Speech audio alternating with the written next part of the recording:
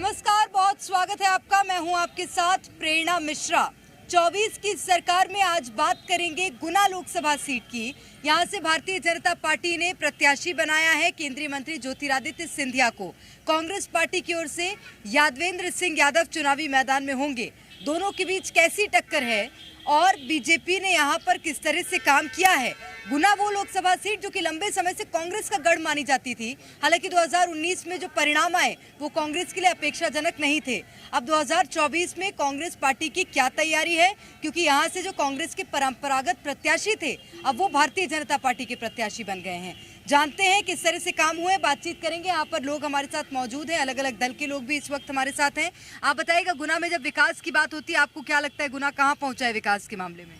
गुना का विकास आपने अगर आज आए होंगे तो आपने देखा होगा। स्कूल आप देख लें, मास्टर हैं तो पढ़ाई नहीं है, और स्कूल में अभी तक लाइट और पंखे नहीं है। शिक्षा का मामला मध्य प्रदेश के अंदर इतना गिर गया है, और जितने भी उच्च शिक्षण संस्थान हैं उसकी फीसें और उनकी तानाशाही, किताबें बेचना, ये करना, वो सब जारी है। सबसे बड़ी बात यह है कि 10 साल का केंद्र शासन मोदी जी का और 20 साल का यहाँ का शासन ये नहीं दिखाता कि विकास की बात करें। दिल्ली के अरविंद केजरीवाल जी मुख्यमंत्री, जिन्होंने 1 रुपया भी 167 ईडी सीडी की रेड, सीबीआई की रेड होने के बाद 1 रुपया भी पीएमएलए में जब्त नहीं हुआ, जबकि पीएमएलए में जब्ती तो होती है। कहीं भी अगर किसी का घोटाला हुआ तो रुपया दिखना चाहिए। तानाशाही सरकार, केंद्र सरकार जब दिल्ली की 2 बार 3 बार सरकार जब केजरीवाल ने बना ली, उनसे नहीं निपट पा रहे हैं, पंजाब में बढ़ गए, तो उन्होंने षड्यंत्र पूर्वक उनको जेल में डाल दिया। ठीक है, मैं इसका रिएक्शन ले लेती हूँ, मैं आऊंगी आपके पास। आप बताइएगा, गुना को आप कैसे देख रहे हैं? ये भी आरोप लग रहे हैं कि भारतीय जनता पार्टी षड्यंत्र करती है, गुना में भी कोई विकास नहीं हुआ है। विकास अब दूर हुआ है, पूरे देश में विकास हुआ है। मोदी जी के नेतृत्व में देश शिखर पर है, विश्व गुरु की राह पर है, और आगे भी सरकार आएगी, निश्चित तौर पर विकास होगा। महाराज सिंधिया यहाँ से प्रत्याशी है, और महाराज सिंधिया भारी मतों से जीतने वाले हैं।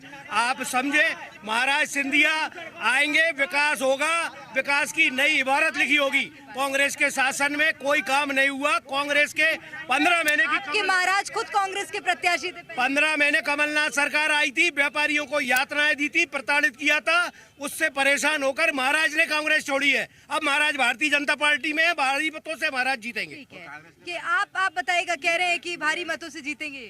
वो तो कह रहे हैं, सही कह रहे हैं, भारी मतों से जीतेंगे मतलब आप मान रहे हैं? अरे एक मिनट, मेरा निवेदन सुने। ये देश विदेश की बात करते हैं, मैं अपने भाई से ये पूछना चाह रहा हूँ कि अपन गुना की बात करें। गुना में लोग टोटल हो रहे हैं, मर रहे हैं, गिर रहे हैं। गुना का जब विकास नहीं है, गुना के लोग कैसे क्यों मर रहे हैं, गिर रहे हैं? रोड खराब है। रोड तो मैं ये रोड का मुद्दा ठीक है क्या? बिल्कुल ठीक है। पूरा शहर अभी दिवाली से अभी तक खुदा पड़ा रहा, पूरे शहर में धूल के गुब्बारे उड़े, और विकास का जे है आलम। 20 साल से भाजपा की सरकार है, 10 साल से नरेंद्र मोदी की। हमारे यशस्वी नेता श्री बाबा साहब ने, जयवर्धन सिंह बाबा साहब ने आरोन में स्टेडियम बनवा दिया और राधोगढ़ में स्टेडियम बनवा दिया, लेकिन 20 साल में गुना में स्टेडियम नहीं बना। ये विकास है गुना का, ये विकास है गुना में हमारे। क्या हाँ, क्या बोल रहे हैं आप गुना के विकास की बात करते हैं तो आप गरीब के पास जाइए, जिसका मकान बना 2.5 लाख रुपए कोई सरकार दे सकती है। आप 25 रुपए किसी को नहीं मिलते। मोदी सरकार ने 2.5 लाख रुपए उसके अकाउंट में पहुंचाए हैं, ये बहुत बड़ी बात है। ये 2.5 लाख, ये मैं और मामला समझ, तो आप बताइएगा। बताए जी, बोल रहे हैं कि 2.5 लाख गरीब के खाते में पहुंचाए है मोदी सरकार। इतनी कुटीर बनी है, इतनी कुटीर जो विकास का। अब जैसे आप 17+ का आयुष्मान योजना का एक हमारे पास 1 लाख से ज्यादा कार्ड है गुना जिले के लिए। आयुष्मान कार्ड में 17+ से इसी बार से शुरू हुई स्कीम। कितने परिवार जुड़ेंगे उससे?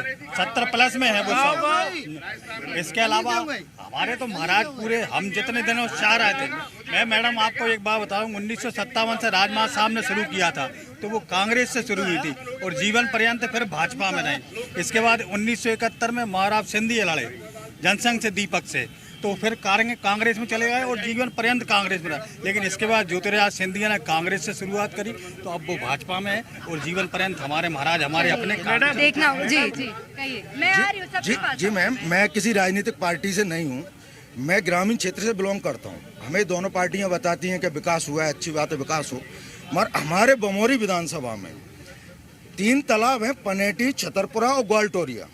इसको 2020 में स्वीकृत किया गया था। आज तक वहाँ पर कोई भी कार्य नहीं हुआ। हर साल मुख्यमंत्री जी शिवराज सिंह जी थे, अभी मोहन यादव जी हैं। वहाँ पे हर साल भूमि पूजन होता है, नेता जाते हैं, मंत्री जाते हैं, और इसके बाद में एक चीज और देखिए क्या होता है। अभी काली सिंध परियोजना से हमारे क्षेत्र को जोड़ा गया। उस क्षेत्र को जिससे वो पार्वती नदी निकलती है टच होकर, उस क्षेत्र को वंचित किया गया।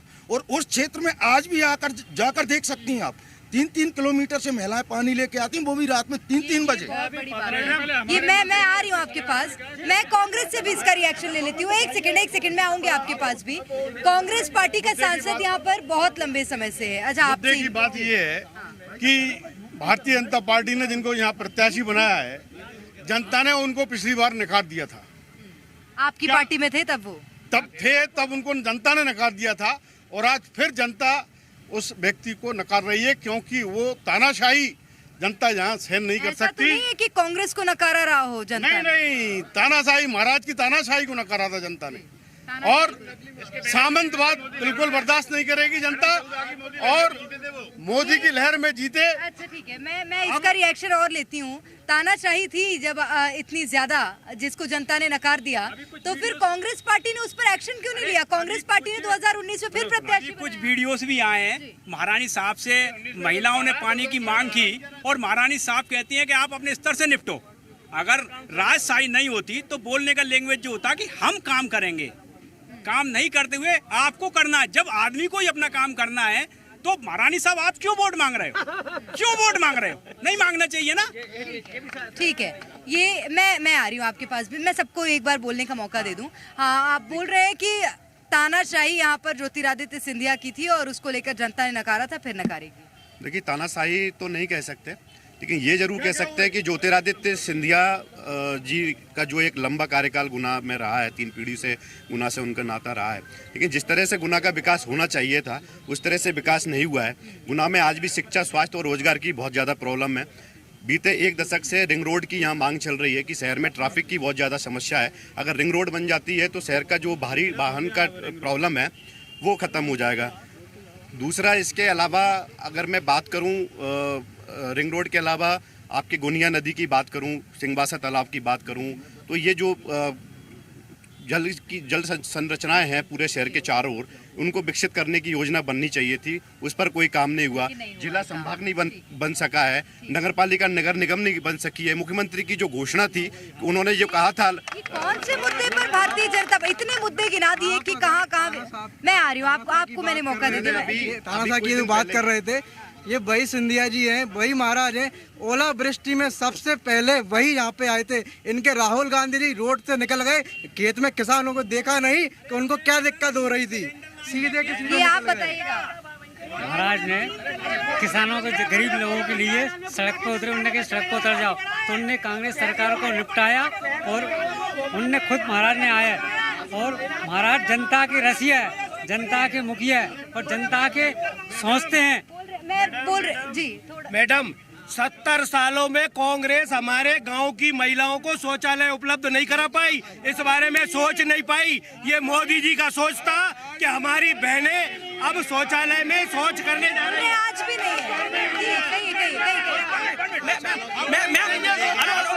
एक एक करके देखिए, जिन लोगों की तो एक ही पॉलिसी है, धर्म के नाम पे राजनीति करना। चंदा लो और इनकी धंधा लो, चंदा लो, धंधा लो। ठीक है, एक मिनट रुक जाइए। बोल रहे हैं कि कांग्रेस पार्टी 70 सालों में लोगों को शौचालय तक मुहैया नहीं करा पाई। पूछिए, अगर ये राजनीति करते हैं तो क्या कांग्रेस पार्टी ने वाकई देश में 70 साल राज किया है? पूछिए इनसे। अटल बिहारी किस पार्टी की थे? पूछिए इनसे। 6 वर्ष राज किए उन्होंने, क्या उन्होंने शौचालय नहीं बनवाए? और शौचालय अगर मोदी ने बनवाए तो कितना भ्रष्टाचार हुआ उनमें, जरा जाके देखिए। सब शौचालयों में कंडे भरे पंचायतों में। और सुनिए, गुना शहर का आलम ये है, किस आधार पे वोट मांग रहे हैं? भाजपा नीत नगर पालिका है। 1 मिनट में बोलने का मौका दीजिए। 1.5 वर्ष पूर्व डामर के कार्य सैंक्शन हुए थे, जनता को खड्डों में सफर करवाया गया। आज वे सड़कें डलवाई जा रही हैं ताकि जनता मूर्ख बनकर इन्हें वोट दे दे। सीवर लाइन से ये बहुत बड़ी बात है।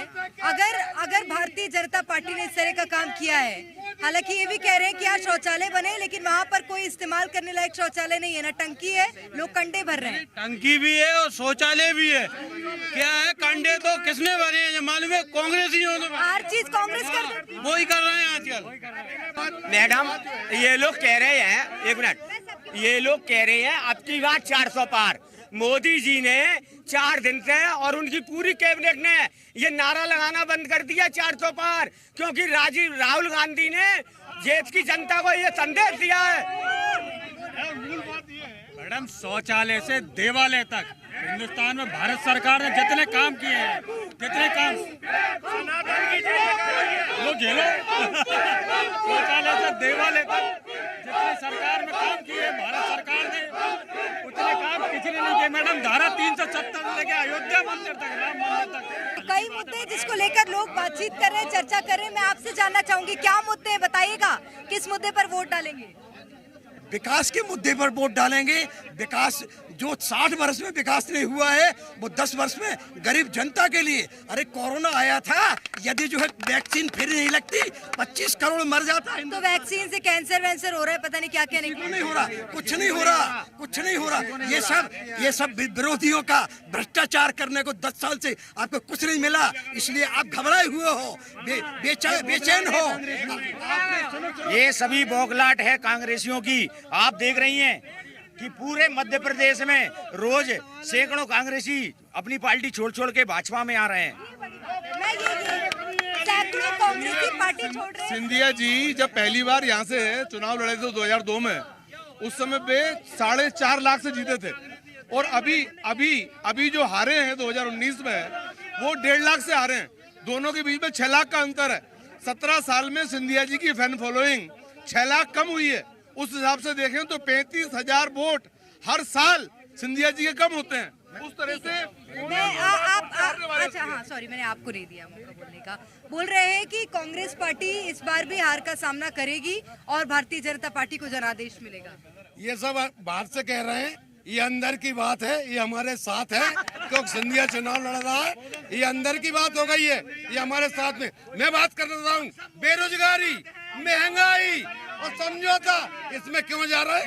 ये सब झूठ बोल रहा है, हमारे साथ है। ये खरीद बोल रहे हैं कांग्रेस पार्टी के नेता खुद छोड़ छोड़ के पार्टी जा रहे हैं, खरीदे जा रहे हैं, डराया धमकाया जा रहा है। इनके पास आदमी नहीं बचे। इनको भारतीय जनता पार्टी को गुना से कैंडिडेट नहीं मिला, सिंधिया जी को कैंडिडेट बनाया तो था। कांग्रेस पार्टी भी उन्हीं को तो खड़ा करती है चुनावी मैदान में। मैं आपसे ये कह रहा हूँ, जब वो छोड़ गए कांग्रेस, तो भारतीय जनता पार्टी को कम से कम अपना कैंडिडेट लेना चाहिए था।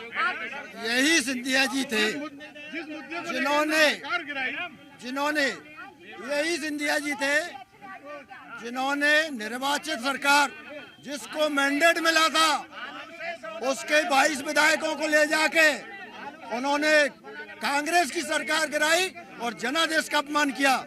और बीजेपी वाले निर्वाचित सरकार तो पूरी जेल में है, आपकी तो पूरी सरकार जेल में है ना। हमारी सरकार शौचालय से देवालय तक, धारा 370 हो या राम मंदिर, पूरे हिंदुस्तान में और पूरे विश्व में विश्व गुरु बनने की हो रही आखिर सर। अरे आप तो जेल में हो दादा, पूरी सरकार जेल में है।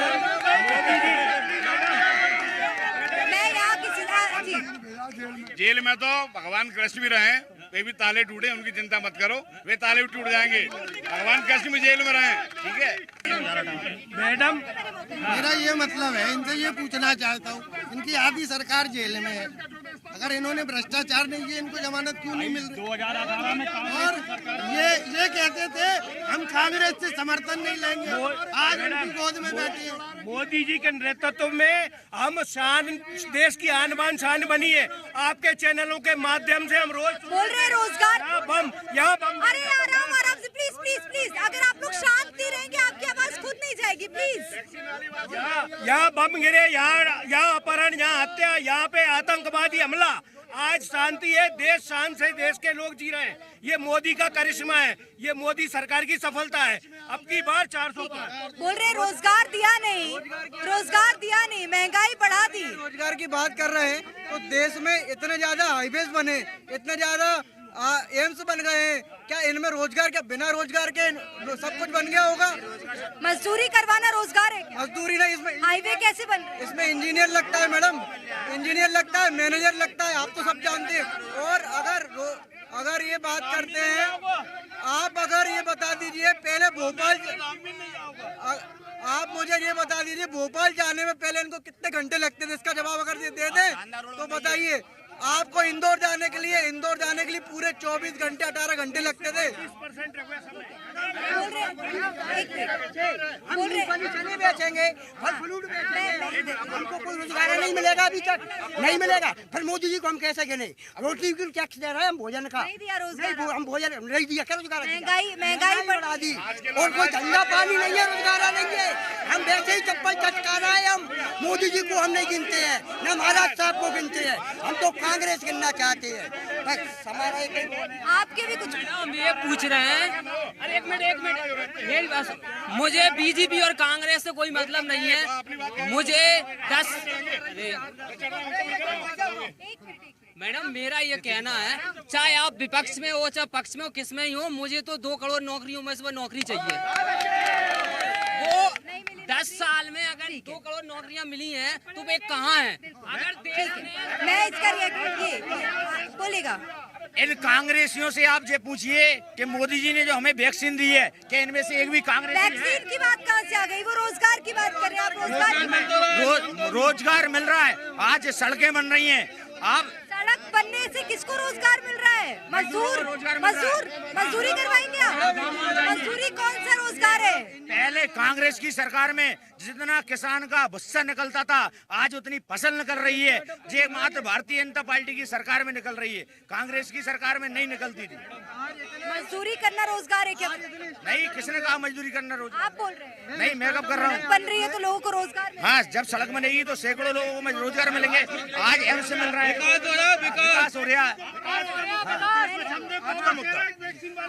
आप भैया हाथ जोड़ के एक मिनट बात सुन लो। गलत हो ना तो आप बिल्कुल सब चिल्लाना। देखो आज मेरे परिवार ने, आप सब लोगों ने बोले, कांग्रेस ने बोली, बीजेपी ने बोली, ताली बजाओ मैंने बजा दी, थाली बजाओ मैंने बजा दी। मेरे पर एक मिनट चिल्लाओ मत। हमारी वैक्सीन से खून के थक्के जमे, तुमको अटैक आएंगे, मरोगे। आज मेरे परिवार से कोई मरता है, तुमने सुनो, पहले आपने श्रेय लिया, मैंने आपको दिया, दीपक भी जलाए मैंने। आज मेरे परिवार से मरता है, उसकी जिम्मेदारी कौन लेगा? कौन सा लेगा? बताइए मुझे। वैक्सीन समय की जरूरत थी, उस समय मौत से बचाव के लिए हमने वैक्सीन लगाई थी। मौत से बचाव के लिए वैक्सीन आवश्यक थी, उस समय मोदी जी को नहीं पता था। तत्काल हो कोई मेरा एक सवाल एक मिनट बस।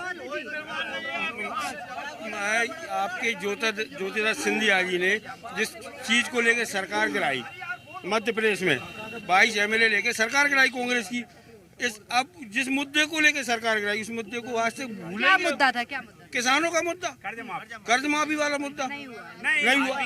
आज भी किसान मैडम मेरा सवाल बीजेपी कांग्रेस दोनों से है। ये कह रहे हैं सिंधिया जी को जिताओ, सिंधिया जी को चलो जिता दे। एक बार पहले जिताया था तो उधर से उधर भग गए, अब फिर जिता दे, वो इधर से उधर भग गए, तो इसका कौन जवाब देगा?